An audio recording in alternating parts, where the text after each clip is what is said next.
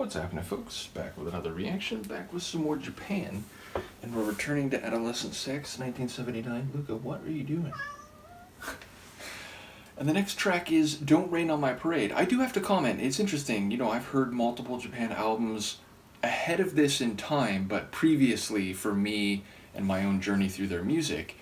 And while I'm definitely noticing the sonic differences in terms of this album having a lot more funk and being maybe, let's say, a bit more raw, certainly less, atmospheric and eccentric, even esoteric, I haven't noticed the vocal differences as much as people have been commenting. And again, I've heard David Sylvian be more discernible with the words he's using and less so, but it seems like a lot of people are saying like they really can't wrap their heads around this very early Japan sound, in large part because of Sylvian's vocals and how they're just so different from the way he would sing in albums after this. So I'm trying my best to, keep that in mind and see if my ear can detect it more clearly. But yes, I've noticed it a bit less than clearly a number of folks who've known their catalog for longer have. So I thought I'd mention that. But yes, Don't Rain on My Parade, the idea of being in a happy state, enjoying what you're doing, and then receiving criticism, feedback, someone dumping on whatever the process or situation is in a way that you might take as a personal slight or maybe insult, but then pushing back against that and saying, hey, I'm enjoying this, allow me to enjoy it, don't rain on my parade, which, the idea of the physical or more literal meaning of the phrase, the idea that you have something planned for a big day with lots of pageantry and celebration, and then Mother Nature doesn't cooperate and everyone is rained upon, which either leads people to not want to come, not enjoy it as much, or maybe even for the whole thing to be canceled. So we'll see what I can catch on a first listen and what that might be more figuratively or literally. This is Japan. The track is Don't Rain on My Parade, as the train is trying to do right now to the reaction, and it's from their 1979 album Adolescent Sex.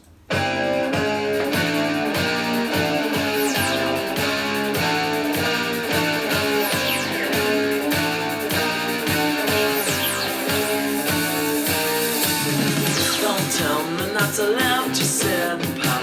Life's candy and the sun's a ball about. Don't bring a cloud around to rain on my parade. Don't tell me not to fly, I've simply got to. If someone takes a spell, it's me, not you. Who told you you're allowed to rain on my parade? I'll march my band down, I'll beat my drum.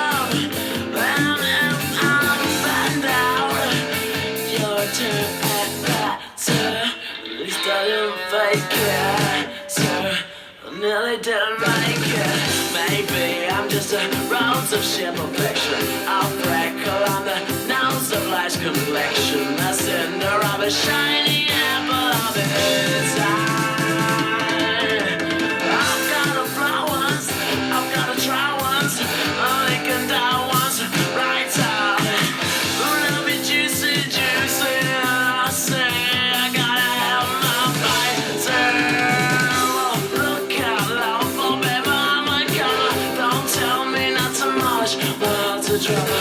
I told you you're allowed to rain on my parade.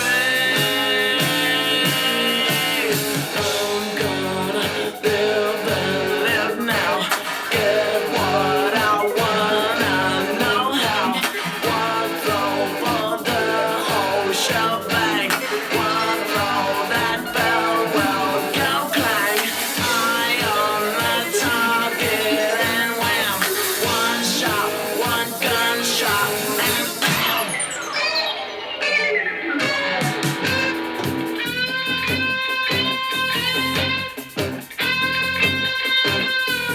Don't tell me not to live, just simple.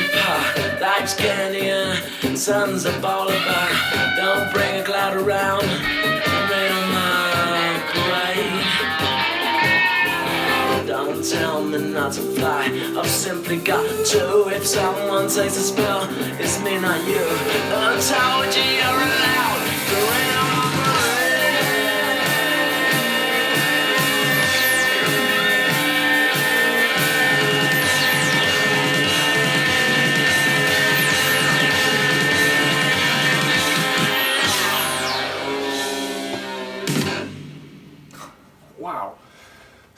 Yeah, that extension at the end was crazy. That was really long.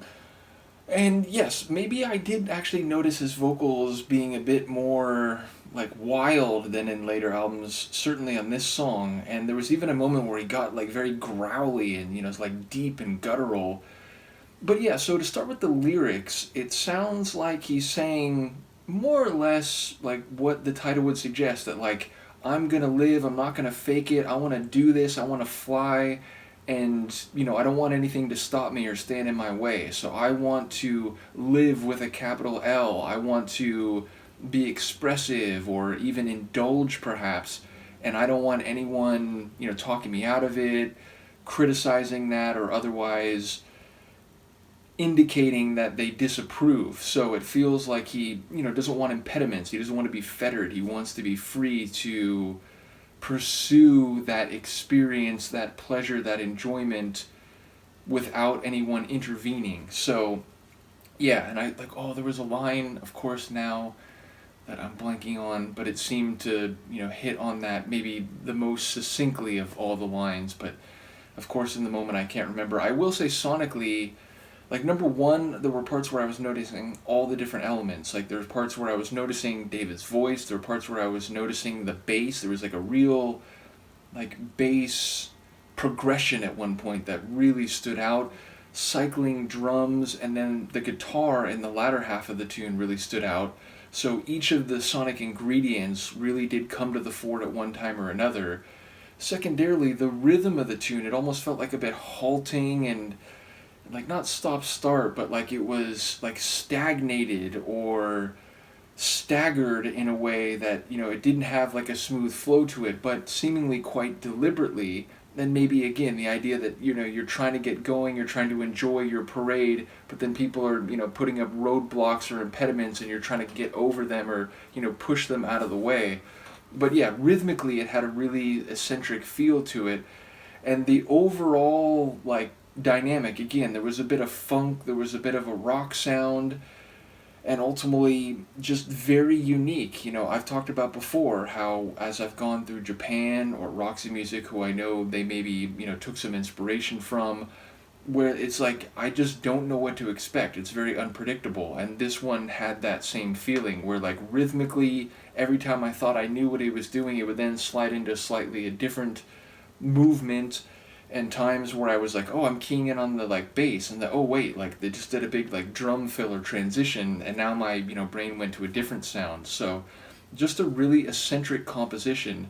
And I will say, like, actually another point about Sylvian's vocals, he sounded more overtly English or British here than I've noticed in other tracks. So I don't know if it was just the pronunciation of a few words here and there, or if as they went along, it was something where his accent, as my, West Coast American brain hears it, was more like neutral or dulled a little bit, but here he sounded a bit more overtly British. So in any case, another wild one, another one with a bit of funk to it, and definitely a vocal flair and rawness, or indeed like guttural type of sound that I don't recall hearing too much, maybe even previously on this album, but certainly in relation to the later releases. So yeah, let me know what you think of this one. I will see you next time. Peace.